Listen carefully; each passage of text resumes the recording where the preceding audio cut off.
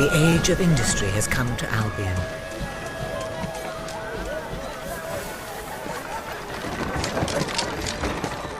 Though some call it the age of oppression.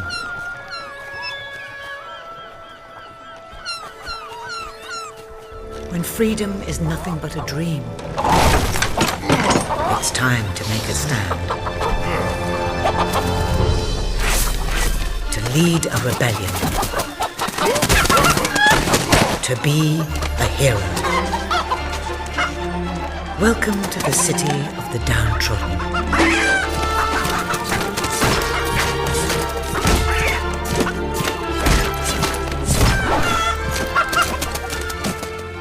Where those who dare to speak out are punished.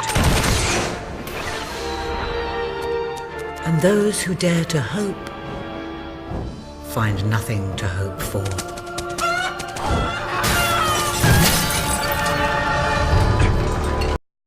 Hey there, everybody, this is Ray Carsillo, and I have the distinct pleasure now of talking with a gaming legend, basically, Peter Molyneux, of course, the creator of the Fable series. Peter, how are you doing today? Good, actually. Yeah, I'm in New York, and it's weird for a games designer to be, kind of traveling around the coast telling people about what you're working on, but yeah, pretty good. Very cool. Of course, we're here today to talk about Fable 3, the latest installment in the series.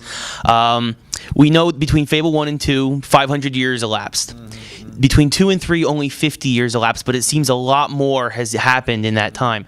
Tell us a little bit about the plot of Fable 3, basically. Yeah, well, here's the interesting thing. We always had this sort of grand vision of moving through time, and and I always think of Fable and the Fable world being kind of like Europe, like England, and not much happened in a space of 500 years, but then a lot happened around about the Industrial Revolution. And the same's true in Fable. A lot's happened in those 50 years. Kind of industry has come to the world of Albion. There's now a king of Albion who is your brother. He is just this atrocious, terrible, tyrannical figure. There's starvation, there's people suffering, everything that he could do in a tyrannical way, he is doing in a tyrannical way. And you're playing this revolution. You're playing someone who's going to lead the revolution, overthrow the king, become king or queen yourself, and then rule the country in the way you want to. Well, you may want to, which I hope you will, may want to rule Albion in a fair and just way, and and everyone has to wear peach and pink and be happy. Or you may want to, rule with a rod of iron. And I love that idea that part of the game, a lot of the game is about you taking on and getting people to follow you and taking on the king and taking him out. And then another part of the game is about when you've got power. So there's a lot of changes in Fable 3. That's just the story side. Of course, we also saw a lot from the gameplay mechanics. Of course, you still have your melee abilities and your pistols and whatnot, but the will has been taken out. The will attacks, the magical attacks have been taken out and replaced with these special gauntlets. Talk a little bit about that. Yeah, so now we have this idea that as you use a weapon, whatever weapon it is, a sword, a hammer, a gun, a rifle, and a gauntlet, as you use it, it changes and morphs and evolves depending on how you use it, depending on your style of combat. We love that idea, but the trouble is magic didn't have anything. It didn't have an object attached to it. So that's why we developed these gauntlets. Now, we developed them for a certain reason, so you could physically see them evolving, but also there's another cool ability that we've introduced in Fable 3, and that is the ability to mix spells, to weave spells together. So on this arm, if you've got kind of level 1 fireball, and on this arm you've got level 3 vortex, then when you cast a spell, it mixes those two spells together and creates a third spell, which is the fireball vortex level 1, level 3, which I think is really, really cool for those people who really care about that sort of stuff. There's another way of kind of customizing your characters and its abilities.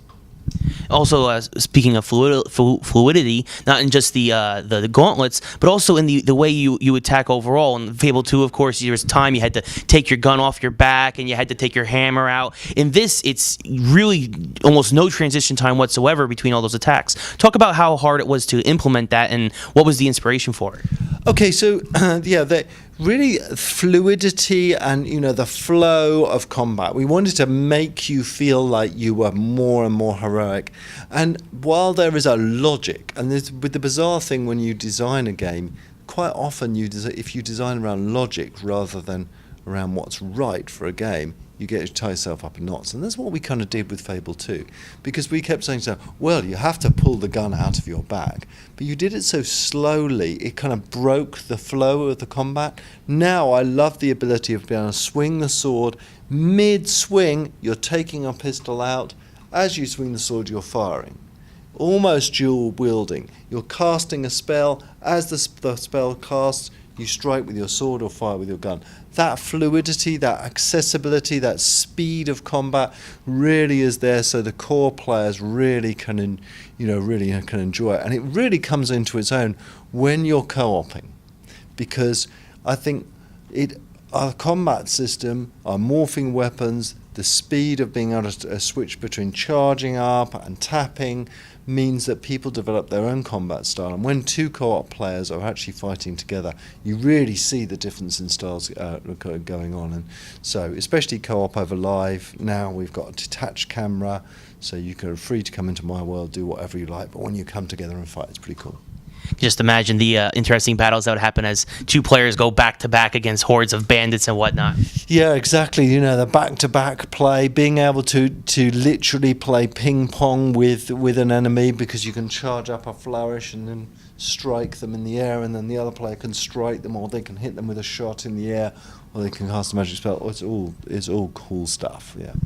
Another cool feature is that another improvement, I guess, from Fable 2 to Fable 3 is the customization of the character overall, about his clothing and the HUD, his central area. Talk about exactly what you've done to change that from 2 to 3, and talk a little bit about our buddy Jasper.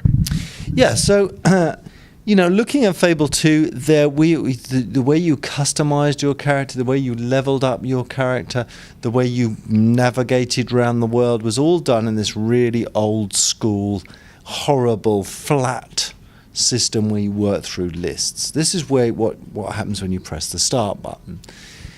What we thought, we were really inspired by, when you press the start button on a game, why do we go to this completely different interface? Why not just teleport immediately to somewhere called the Sanctuary? And in this place, the Sanctuary is full of these rooms, and each of these rooms are your collections of stuff. You've got a room for all your weapons, a room for all your clothes, a room for all your treasures. I love that. I love that ability of walking in a room. Okay, I'm in the dressing room. Now I can change and customize myself in many ways. The coolest thing is you have your own butler. And this butler is played by John Cleese. He's got hundreds of thousands of lines that he says. He is incredibly funny. He's very ironic, a bit sarcastic sometimes. Sometimes he'll make you feel a little bit guilty. Sometimes he'll be bigging you up. But him in that Sanctuary as a replacement for that horrible 2D screen is great, I think. Peter, thank you so much for your time. I really appreciate it. I love showing off stuff, so there's no problem at all. Very cool. Fable 3, of course, October 26th. It'll be everywhere, Xbox 360 and PC, right? And PC, indeed, that's right, yeah. And PC. There you go. Peter Molyneux, ladies and gentlemen. Thank you very much. Thanks.